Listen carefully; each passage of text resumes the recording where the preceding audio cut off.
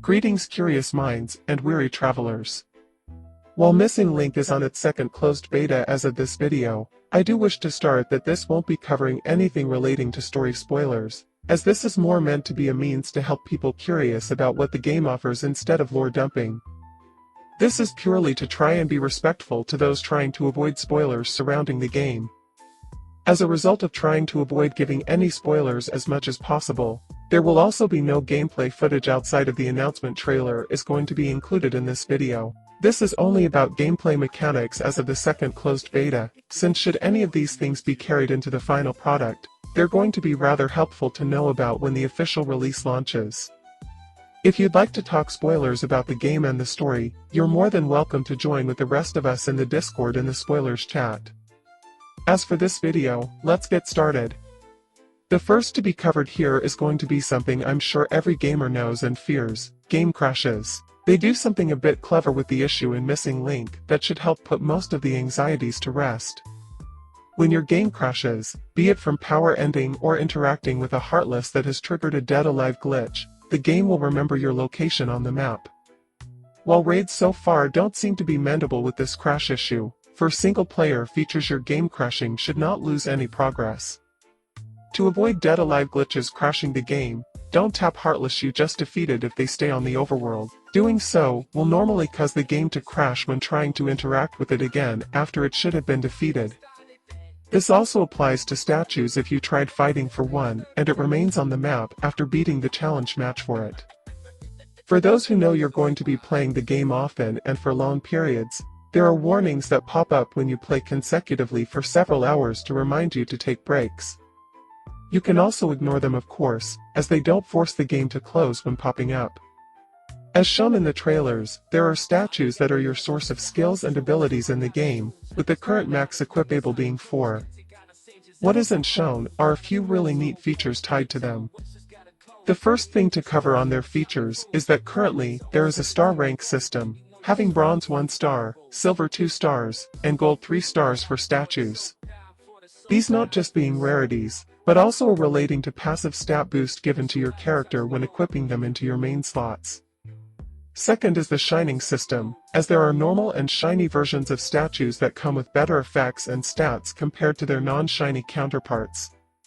Passives or general buffs can be boosted. When getting a single shiny of any statue, it becomes the default variant of that statue to use, while still inheriting the perks from having an abundance of non-shiny duplicates. Speaking of the duplicate system, we should talk about that next. It's a system where gaining more of the same statue by any means helps further strengthen it, with there being a duplicate limit as well as a level limit to how strong a statue can get. When reaching the max, the game will inform you that the statue has been synthesized.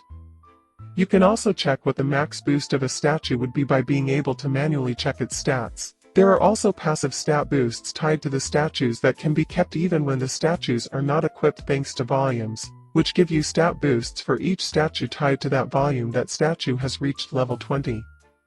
Volumes also offer challenge quests for stat boosts, but be warned some are going to be much more difficult than others. Volumes are tied to the banners you pull from, and you do not have to pull from banners to get every statue from any volume. You can gain them also from walking around and letting the game play itself to gain statues for free, or you can manually explore the world to fight for which ones you want to pick up for a price of AP you need to interact with the world. While a stated planned feature so far, you should also be able to gain statues from completing raids. Speaking of raids, there's 2 tier systems for 2 different ranks. You have a top 3 ranking for damage dealing, and a top 3 ranking for support.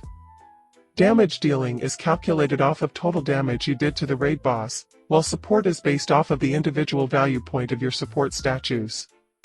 As you can also guess by the totals, the max party size for a raid is 6 people. Support statues have a hidden point system, where more points when cast, depending on their rarity and rank. A level 1 statue that is 1 star will give less points when cast compared to a level 23 star statue. This support score is an invisible value that you can't see until after the raid ends, where you have a chance to rank between 1st, 2nd, or 3rd place for support. Additionally, during the final 10 seconds of the raid after defeating the boss, the game will still count any support casting done in this window towards your total score. You can capitalize on it to cast support skills at the very end after the raid has been completed to increase your potential support ranking.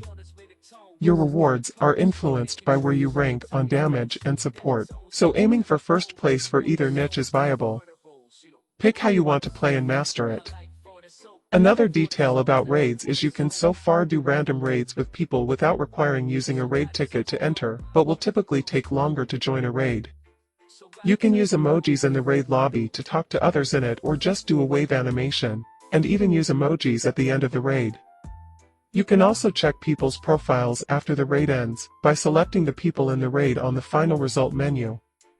The raid boss will have a side target to start with, such as limbs, that you must target down first before you can directly damage their HP. AoE statues to open with are the most beneficial ones to run for raids in order to wipe out those side targets and get to the raid boss's health as fast as possible. Just like with other Kingdom Hearts titles, you do have a magic point system that limits how often you can cast. However, there are passive skills that can give allies MP recovery to make sure those dealing damage don't run out too soon in raids, making support really useful to play as for stronger raid bosses or smaller raid parties. Your MP, HP and other stats are influenced by passive buffs mentioned before with volume rewards. What wasn't mentioned is you also get passive buffs based on the accessories you have, meaning you get stat boosts very early on since all the accessories you can customize with at the very start when making your avatar do become stat boosts after the tutorial is completed. It is unknown if this will carry over to all accessories that will make it into the game, but for those who like to collect and get creative with customizations, there are rewards for getting them all. You can also manually modify the colors of the clothes to mix and match any you wish to. Main colors, secondary colors, and such are all able to be manually changed. You can save any outfit you want with multiple save slots, so if you wish to change looks, you can swap them when you want. For the Keyblade options, you currently still only have two. One focuses on long range that can keep you staying in the air for functionally indefinitely, while the other is melee with much higher total damage output per hit. While melee does more damage per second, it also puts the player at higher risk of getting hit back and thus more at risk of experiencing hit stun between combos than the ranged Keyblade. Physical, support, mixed and magic builds are solid and play relatively differently, so mixing and matching based on what you like to play, however, you like to is a big focus here even with just two Keyblade options so far. Now for the rest of the video, here is just a bit more other random information about the game. You have daily and weekly missions that give rewards when playing them. You also have story missions where completing tasks is required to continue the story and are signified as such in the menu. You can recover AP by buying it at the shop for gems, or just going outside and letting the game play itself in hands-free mode, allowing for the game to be completely playable for free for people who want to play free. While statues do boost stats, there is nothing currently in the game that mandates max stats or investment to complete, even for mission challenges. In combat you have move cancelling, meaning you can cancel out of attacks to dodge and cancel out of dodges or attacks to cast. There is currently no guard function in the game, but there are statues that when cast boost the defense stat, including for allies if needed. Using statues in fights can boost their passive skills, letting there be a reward for using statues more than just basic level ups. You gain material to level up your Keyblade and your statues from defeating Heartless. Heartless will offer Keyblade material based on what you have currently equipped, rather than general drops. There is a day and night cycle in the game, and NPCs in the overworld you can talk to will be determined by if it's day or night. There is a weather Moogle to give you AP to play on days the weather is bad, but it's not something that can be milled indefinitely. If other people in raids have bad connections, it might start affecting your connection in the raids. You can make sure what setting you have for the game is compatible with your device by manually changing the graphics quality settings. There are ticket systems and free pulls, so you don't have to spend in-game currency to get a chance to pull from banners. Tickets can be mission rewards, while free pulls are first pulls. Shining statues will cost more to challenge and will bring harder challenges with higher levels and less time to complete them. You should save your AP by trying to avoid grinding for those types of statues until you are at a higher level and your stats are boosted, as level 15 will be getting destroyed by level 35 challenges seen with several shiny 2-star statue challenges. Level checking opponents before diving into the fight can save a lot of AP in the long run, as the less wasted the more you can use. When trying to purify a location in the world map, defeating a mini-area boss will always reposition you to face the direction of the closest next area boss, be it another mini-boss or the area boss. You can't purify an area until after defeating the area boss, which will be signified by a red and black aura instead of a purple one. You can customize your profile to have a more personal message others will see when they check your profile. Statue challenges in the world map do have a refresh timer, so while exploring they can eventually change if you're out long enough. The Moogle shop also has a refresh timer. Special, daily, weekly, mainly unlimited are your trial types for missions to grind resources such as gems over. Any you have not completed will offer an attempt option to try out completing that mission specifically. It will be accessible in the Trials tab. Elixirs and potions make a return with the same functions of restoring MP and HP, with elixirs healing specific number totals rather than specific bars or percentage. The current max level is 50, and current max statue level is 40. You do have treasure chests in the game, but they take 8 hours to unlock individually and manually. You can use the in-game currency or chest tickets to open them sooner, but the default is an 8-hour wait time.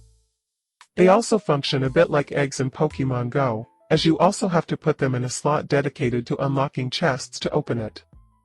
It is not 8 hours after getting the initial chest. You have an item inventory system and a limit on how many items like potions and elixirs you can hold. You can turn off buildings, so you don't have to interact with them as you explore the overworld. AI when used for auto battles, does not consider MP storage and doesn't do really skilled strategies, but works well for easy opponents such as low-level Heartless. Just not a good fit for hard missions against strong opponents. You can rewatch cutscenes at any time after unlocking them, making a built-in theater mode the further you progress. It doesn't matter in the long run which of the statues you pick in the tutorial, as all of them are available in the pull tables and in the overworld. You always have another chance to pick up the ones you missed. You can modify the size, location, and opacity of icons on the UI to customize how the screen is taken up.